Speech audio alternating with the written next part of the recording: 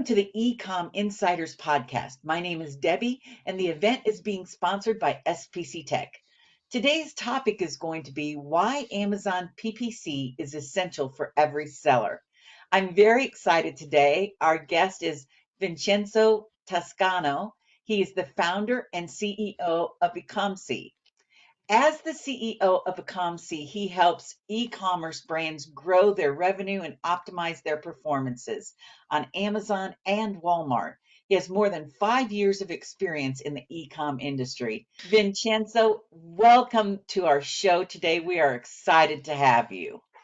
Thank you so much, David. It's a pleasure to be on your podcast today. I've been, following you for a while now, and I see all the things you bring into the space. And it was also a pleasure actually to have you on my podcast. We discussed some interesting things about account health, so I can't wait for that episode to go live. And now it's my turn, to return the favor and give some wisdom to your audience. So I can't wait. Yeah. All right, well, then let's just dive right in. Can you tell me, for people who have never used Amazon PPC, what are the different types of PPC ads, Amazon PPC ads that are available to them? Sure. So I think I'm just gonna start with a brief introduction about what is Amazon PPC in case anybody doesn't know. So essentially, Amazon PPC stands pay per click. The way you do advertising on Amazon is essentially you pay per the click that you get attributed on a specific ad, and that's how Amazon charges you, at least on the main type of ads, because then there's other type of ads that you are charged by impression. And effectively, the reason why PPC is so important, and that's a thing that we're gonna make emphasis today, is because unfortunately the days that on Amazon you could get sales and exposure only organically are pretty much end, because we can see how across the main categories, the main keywords and everything, like 70 to 80% of the placements is everything to do with PPC, right? So essentially it has become a pay to win platform. Now, the type of ads that you encounter within Amazon are mainly three, right? And in the US, actually, we have four, and I'm going to mention which are those. So we have sponsored products, we have sponsored brands, we have sponsored display, and in the States, we have a sponsored TV, which is in beta right now. So essentially, these type of ads, all of them, of course, have different goals. And this is very important to understand from day one, because we might fall into the trap of trying to implement all this type of advertisement from day one. And the reality is that all of them have a unique usage depending on the phase you are of your journey, right? If you're launching a product, your strategy has to be completely different that if you're actually trying to be profitable or, for example, maintain or liquidate a product. And we're going to be talking around what are those phases and what how they look like. But yes, that's in essence what a PPC is. It's essentially your way to advertise on the platform. You have these four types of ads, and then of course we can go now deeper into what each of them look like, and what is the functionality in the end. Yeah. So you mentioned, like, if somebody starts new on Amazon, are you telling me that every Amazon seller should probably be using PPC ads? 100%, 100%. And I'm gonna tell you when is the exception that you don't run PPC. So the reason PPC is a must is you have to understand that at the end of the day on Amazon you're selling keywords, you're not selling products. Therefore, if we understand the fundament of how the platform works, if you're actually putting a product for the first time on Amazon, and even if you have done an amazing optimization from an ACO point of view, the reality is you're not going to be shown organically on those keywords if you don't have any history, right? Therefore, the only way for you to get your positioning and win your placements is by driving traffic and eventually convert that traffic into sales, which again, the conversion comes down to other topics such as what you do with your images, your copy, pricing, reviews, and so on. Now, how do we find this traffic? If from day one, essentially you are at the back of the bus, nobody has seen your product in the first place. The only way you have to pay, right? You have to pay your way to essentially show in front of people that organically is already there. And that's what PPC does, right? You try to identify what are the keywords that resemble interest at a product level in terms of connecting the right avatar with the product that essentially they're looking to buy, and in this case create the opportunity for them to find your product and buy it. Now, without PPC, there is no way that you can generate this exposure. So I would say for most Amazon sellers, unless one exception that I'm going to describe, you have to run PPC. Now, you might be wondering, what is the exception, right? So the exception is, let's say you are doing the wholesale approach, right? Or you're doing retail arbitrage. Of course, at that stage, running PPC is really not a good idea, because the reality is that you don't own the brand and you don't even own the listing. And something that people don't know is that when you actually don't own those listings in the first place, by you running advertising, by the time you need to essentially buy this product at a wholesale price and flip it on, or these listings are already existing on the platform, that are usually well-known brands, the margins are very tight. So if you start advertising, your margin is going to be depleted, and beyond that, you're actually building an asset, in this case a listing, that is never going to belong to you. You're actually giving a favor to the brand by running Yeah. advertising on their behalf. Now, of course, if you do wholesale or retail arbitrage, especially wholesale, and you have some kind of exclusivity, like you are the only one that can sell like Nike shoes, then of course it makes sense, because you control the listings and you're gonna benefit from all the traffic. But if you start running ads for a listing that then another person is gonna take the buy box from you, it's definitely not smart. So in summary, everybody should be running PPC unless you're doing wholesale or retail arbitrage. Okay, so what advice you talked about, you have to kind of get it to build an organic audience. What advice would you give to a new seller who's just starting out with Amazon PPC and trying to build up some traffic? Yeah. So I would say the number one thing that really defines success in terms of getting a position organically is conversion and sales. So that's why from day one, my number one priority is to get as much traffic as possible through my listing. But at the same time, I have to ensure that the traffic converts highly, right? Because if I send a bunch of traffic to my listing, and unfortunately, then on Amazon eyes, that traffic doesn't convert very well, and on top of that, I don't make enough sales, I'm also start getting these trigger signals that, okay, people is discovering this new product, but guess what? Nobody's actually interested into making a purchase. Therefore, we're not gonna position them among the main sellers of these main keywords. So from day one, you wanna position yourself by defining the objectives. Okay, these are the conversions I have to hit, and this is the amount of sales. Now, how you define that? There's many ways. Like the one I use all the time is brand analytics. Brand analytics is the Bible when it comes to launching, because it tells you how your competitors behave at the keyword level. So you understand what is their market share, what are their conversion, the amount of clicks, the whole funnel. And from there, you can decide how you have to behave yourself to essentially match your competitors or become better than them. Now, to conclude on this point, you might be wondering, okay, but how I'm gonna do that if from day one I have no reviews, nobody knows me, I'm pretty much a new product. The reality is that the way you can convey clients to choose yours over your competition is be very aggressive with pricing. That's the reality. And we have done this all the time. Like when you go, let's say, to the supermarket, you go to the shopping mall and you have that brand that you want to buy, but then next to it you have this brand that you have never seen, but they have a 50% off and the product looks very nice. They have done a very good job when it comes to branding. You basically give them the benefit of the doubt and you give them a try. And sometimes you end up changing to that brand, right? So the same psychology you have to play here. You have to be very aggressive with pricing, basically removing that barrier that most people have, that you don't have reviews and nobody know you. But the price is very attractive. You have done an amazing job with images. I like what you're offering, and therefore I give you a try. And as many people give you a try, the brand start getting momentum, and then you go from there. So that's essentially the science. Try to convert as high as possible and make enough sales to get position. Yeah. So when you talk about going aggressively, I was wondering what are some of your best practices for actually setting campaign budgets or Mhm. bids on Amazon? Yeah. So effectively, something we try to do is when we're launching a product, it's all about targeting only the main keywords. And I'm going to explain what I mean by that. As I said at the beginning, there's different type of ads. You have sponsor products, sponsor brands, sponsor displays, sponsor TV. So you might fall into the trap and I think more is better, but actually is the opposite. The more type of ads you launch from day one, you can end up depleting too much budget and make yourself too thin across the board, and effectively the effort is not properly quantified on the keywords that you want to put the focus on. Now, being said that, if we actually understand that what Amazon really cares about is amount of sales and conversion as I just explained. Essentially, if we combine that with aggressiveness, that means what we have to do is go tunnel vision on the main keywords only, right? That means my top 10 keywords I know for a fact bring 80% of the revenue to my competitors. Apply the 80-20 rule. Now, how do I identify these 10, 15 keywords? Essentially, what you want to do is use a tool such as, for example, Helium Temp.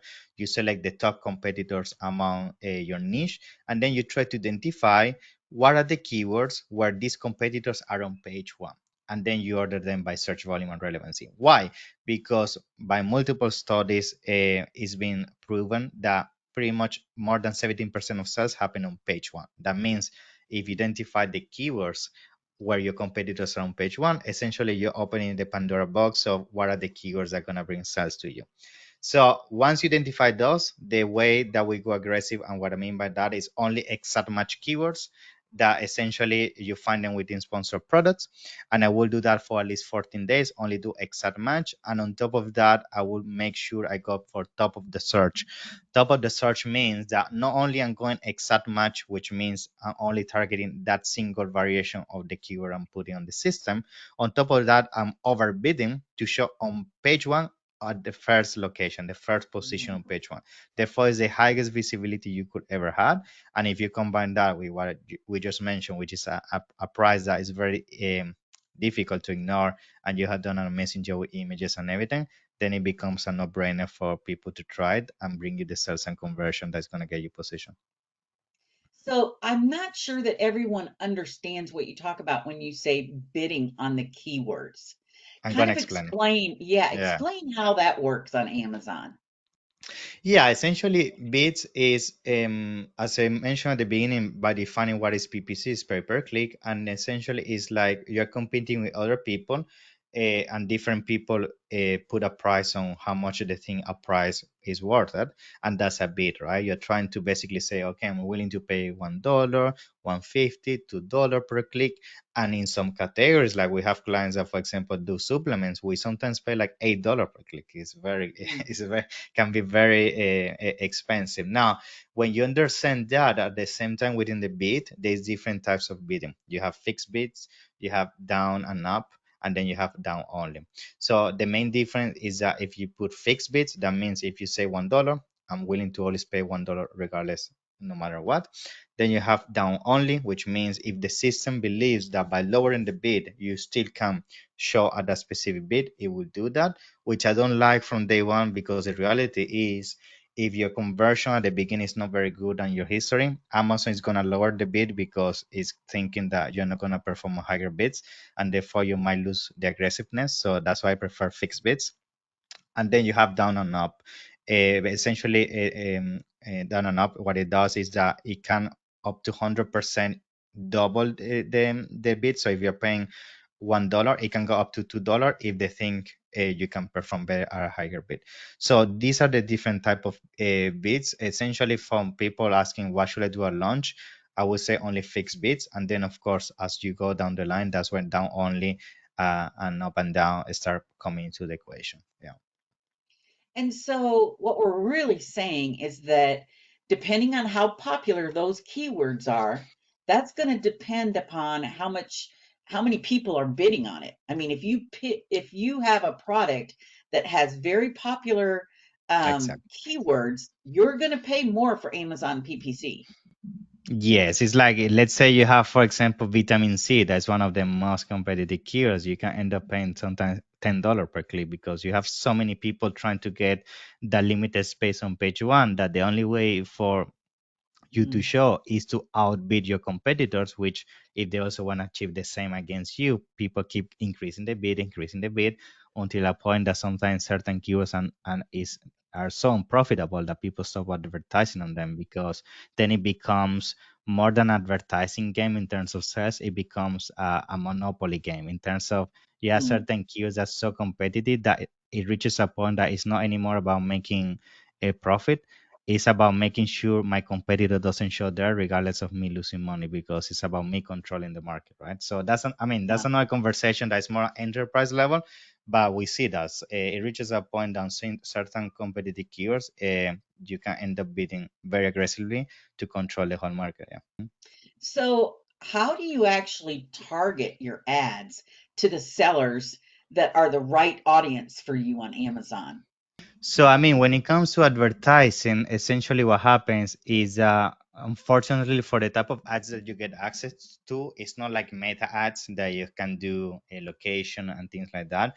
You can, but it's called a Amazon DSP, which is essentially the enterprise version of running ads on Amazon. But for that, at least you have to commit like at least $10,000 per month on ads.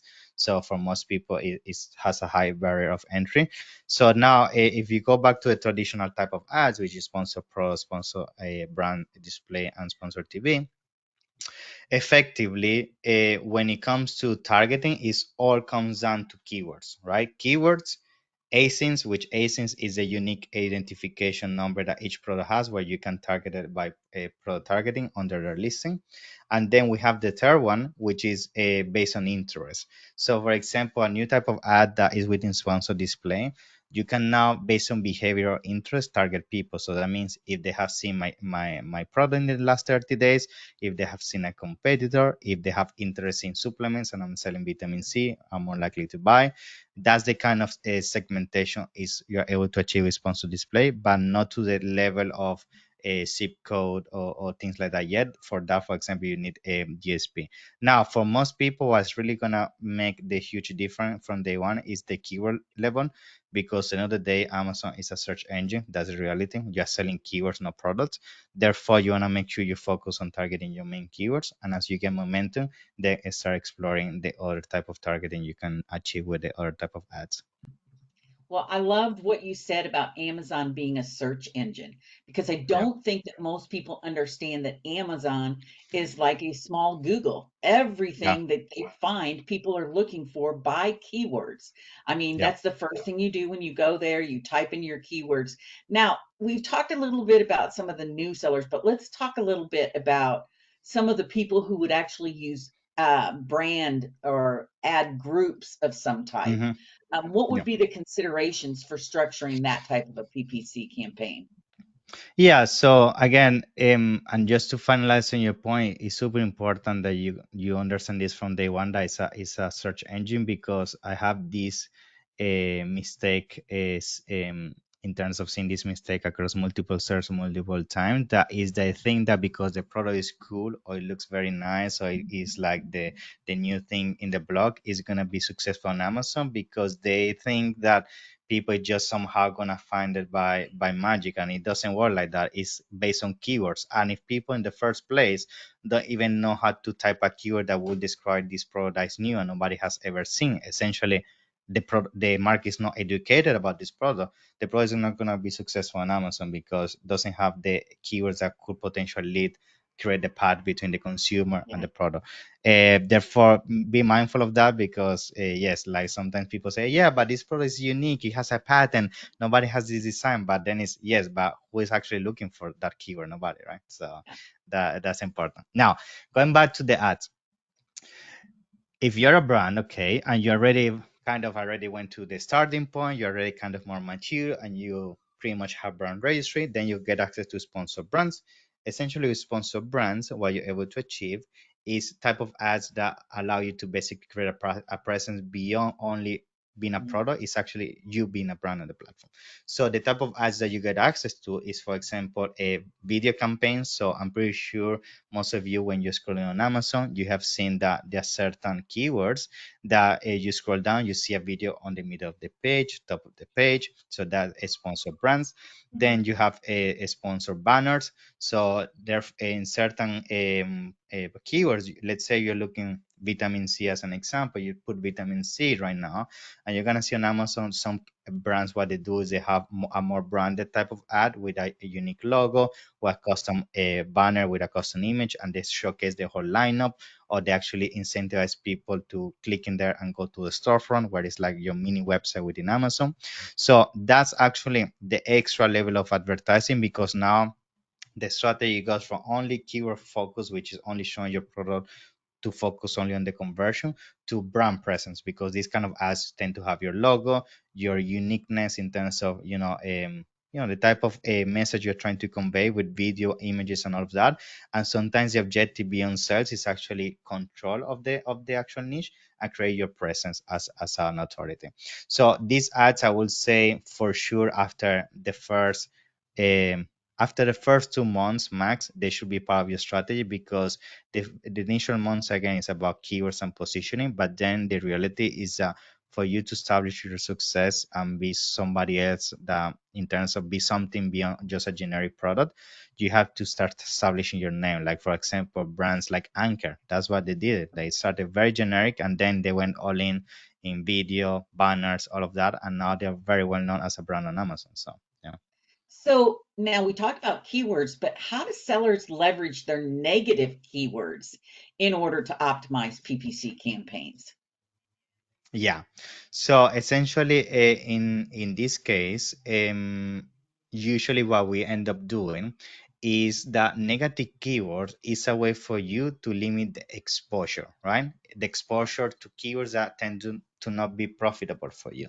So, for example, what is going to happen to you is that once you start running automatic campaigns, which automatic campaigns essentially I wouldn't advise for you to run it from day one, because auto campaigns just giving an empty blank check to Amazon and say spend whatever money you want, and let's gamble. That's essentially what you're doing. So that's why you want to avoid that at all costs. You want to make sure that you actually do the research yourself, understand your audience, and start with the keywords as I just explained. Now, going back to negative keywords, then of course, after the initial 2 weeks, you want to start running some auto campaigns, phrase format and broad format, because now by then the system already knows your product better. And when you start now activating auto campaigns, and then you start activating broad match and phrase match, the targeting tends to be more accurate, because there is a bigger now link between what your product is and how Amazon perceives that product. So now the algorithm can give you better recommendation in an automatic way. Now, what happens is still they tend to be unprofitable, because this, sometimes Amazon starts showing you a specific keyword, specific ASINs that unfortunately are not really the target that you're looking to achieve. And therefore, negative keywords is essentially a way for you to say, okay, keep doing research for me, but now I need you to stop wasting money on this keyword, on this AC and everything, which is what negation is for. Therefore, you start limiting the scope of these campaigns towards basically a direction where it can be more profitable over time. Yeah. So you just mentioned algorithms. Amazon Yeah. has these algorithms, and this is, I think, also an important part for people to understand, because everybody thinks, oh, I just start listing things on Amazon and I'm just going to start selling. And they don't understand that there are sellers who are selling something similar that's been there 10, 20 years. And of course, they're going to come up in search. There's Yeah, of course. algorithms. Yeah. So Amazon has their set of algorithms. What do you recommend regarding A/B testing or ad variations in order to improve your click-through rates? Yeah, so essentially, and that's also a good point to bring forward. Like, you have to understand that just because your product is also very nice and unique and you have a good price point, like if you're gonna come into a niche where these other competitors been there since 2014, you have to be patient. I mean, this person has been now making sales for pretty much over 10 years now. It has strong indexation on the system. It's like you're trying to take down a tree that is like 100 meters tall, right? It's like it's not, you cannot do it with a knife, right? And so it's gonna take you some time. Therefore, be patient and stop comparing yourself, because I see this army say, like, say, oh yes, this seller is making 100,000 per month, and then yes, they're making 100,000 per month, but they've been in the space for 10 years. You just started Yeah, last week, right? So is there is no comparison there. Now, yeah. once you understand that, and the time is going to take you to get position on the platform, A/B testing is definitely an important thing to consider, because when you're getting started, as I already say, conversion is all about what is going to help you get position organically. If you don't split test fast enough at the beginning, that's where it can lead you to not have a successful launch, because it's very easy for people to become complacent in the sense that they might say, okay, I just did my images, that's it. I'm gonna close this book and I'm gonna do images for the rest of my life. And that's not the case. Like, this is something you have to keep doing over and over again. The copy is the same, the title, the bullet points, because the reality is, even if you think you did an amazing job at once, it could be that 3 months down the line, 6 months down the line, the way people perceive that industry has shifted, and therefore your images don't convey the same image as they used to. Therefore, A/B testing is key. Now, what do I recommend with A/B testing? Very simple in terms of how you can do it. There is a tool within Amazon called Experiments, and what you can do with that tool, you can upload two images as a main image, or you can put multiple title, multiple bullet points, and you let Amazon randomly basically show one or the other to people that potentially see your listing. And over a period of weeks, it's going to tell you the one that gave you the most click to rate of sales is this version. And that's essentially, you do that 2 to 3 to 4 times until eventually the difference becomes so minimal that you know you have reached the best representation of that initial main image or title.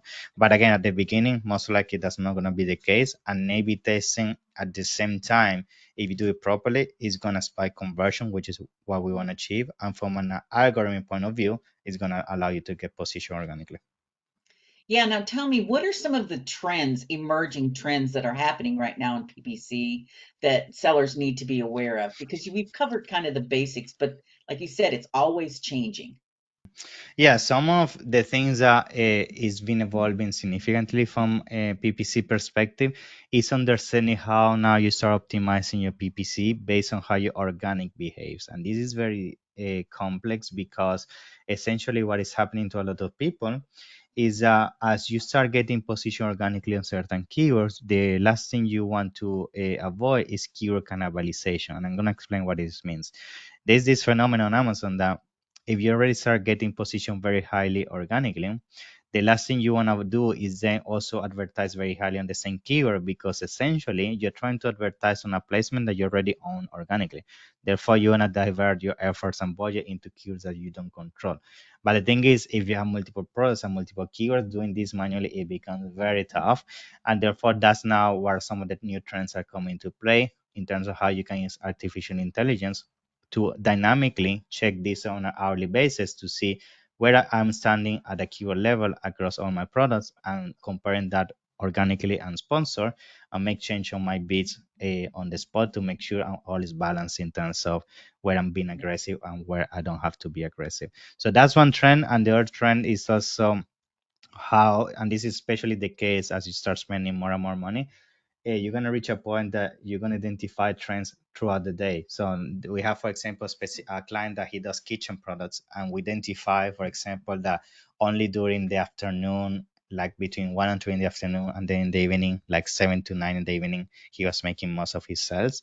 And then we started to reverse engineer why would that be the case. And then when we went deeper into the data, it made sense, because he was selling items, in this case for kitchen, that when you actually make the decision that you are missing the product is when you are in the kitchen cooking. And usually that happens between 1 and 3 in the afternoon and 7 9 in the evening, right? So essentially by using insights like that, then you can start using software to say, okay, just put most of my budget between these time frames, because that's where most of my people is looking to buy, right? And 6 in the morning, when people is just waking up and they're not going to buy a new spatula for their kitchen, right? Exactly. So that's the thought process and complexity that I see becoming a bigger conversation now on ads, especially because, as I say, the US market is a very mature region. And if you don't start thinking about this new trend that other competitors are doing, you're going to be left behind. Yeah, Yeah, I think it's kind of important, some of the things that you're mentioning and stuff, because, you know, people don't understand just how intricate it is. They're like, oh, I know what everybody's typing in when they're looking for me. And they don't understand that you could be paying for ads when people aren't really ready to buy, you exactly. know? Exactly. Um, Yeah, yeah. yeah. And so Important. I think there is just some really good information that you're giving to us. AI, it's getting into everything. So you, Yeah, of course, you need to look and see how it can help you or benefit you from an yeah. advertising. viewpoint. Now, what about Amazon's advertising policies? How do you make sure that you're adhering to all of those? What types of things do you have to be careful about? Yeah, so one of the things you're gonna find, especially with ads that involves creative, like sponsor brand, sponsor display, is you have to be careful in terms of how you mention on a video, on an image, on a text format, because Amazon might end up suspending those kind of ads, right? And they're getting more and more savvy in the terms of how they detect that, because they also use artificial intelligence. Yeah. So now, something you have to be like very mindful, and this is the number one rule, is that you want to avoid at all cost make claims in your ads, make promises about money back guarantee, satisfaction, things that go beyond what the actual content should convey, which is only what the product is and what is the brand about. You don't want to start making promises and making claims or putting things that go and exaggerate sometimes what the product actually is, because that's one of the number one reasons why it gets taken down. And again, still, even if you are super careful, you're gonna find that the ads still get suppressed sometimes. Just the nature of how Amazon is like, it is what it is. And I'm sure, David, you have seen, you have listings that are I've perfectly seen fine some and of you still the get suspended. Yeah. Yes, was Mhm. just going to say, I have definitely seen some of the ASINs get suspended because of advertising. It wasn't Yeah. necessarily because of what was in the, listing itself, It's you but did they something on the don't ad. understand. Yeah, Yeah. they don't understand how closely tied those things are. So we've definitely seen it affect your account health if you're not adhering to their advertising policies and stuff like that. Um, Yeah.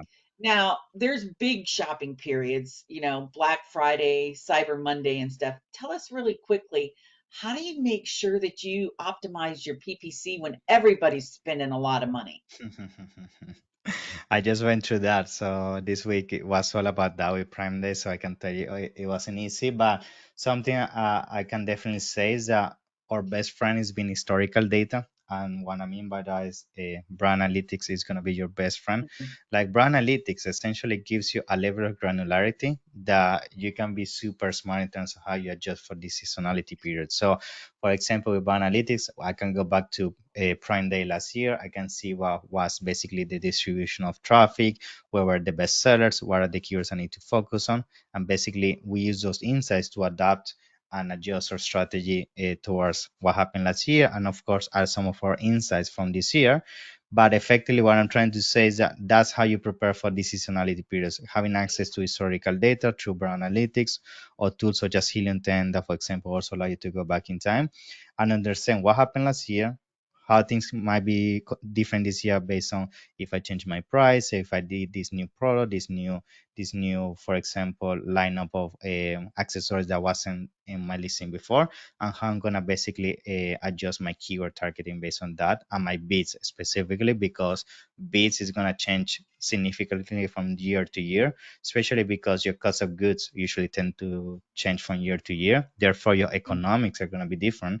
And if you don't quantify that, maybe what you did last year that made you a ton of money, if you do the same this year, it's gonna actually lose you money. So Yeah, I'll tell you, Vincenzo, it has been so great talking to you. I want to give you probably about the last minute here to just tell people where they can find you for questions or what they can do. Tell us how we would reach out to you if we needed to. sure. So you can look from me, Vincenzo Toscano, pretty much in any social media. Like the good thing is that there's only one Vincenzo in the industry, so very easy to find. And when it comes to my company, Ecomcy, we pretty much specialize on doing full account management for brands on Amazon and Walmart. So also feel free to reach out. Any PPC, related questions, you're more than welcome. Hopefully, we can add value to you. Yeah, All right. Well, I'll tell everyone if you do have questions, you can also leave them in the comments here below. exactly. If you've enjoyed today's podcast, please be sure to subscribe so that you can get future editions of it and stuff. And we just want to thank you again for coming on the show and sharing some of your expertise with us. Thank you, Dave. It's been such a pleasure. Yeah, I can't wait to keep spreading wisdom with you at future episodes. So thank you for having me. Yes. Yeah, Yeah. And he's got his own podcast too. I was on that yeah. earlier. The So you e-commerce can lab, the always, e-commerce yeah, lab. Check it out. see the opposite side, right? Okay. Okay. Thank you again. And we'll talk to you later. Thank you. Have a nice one.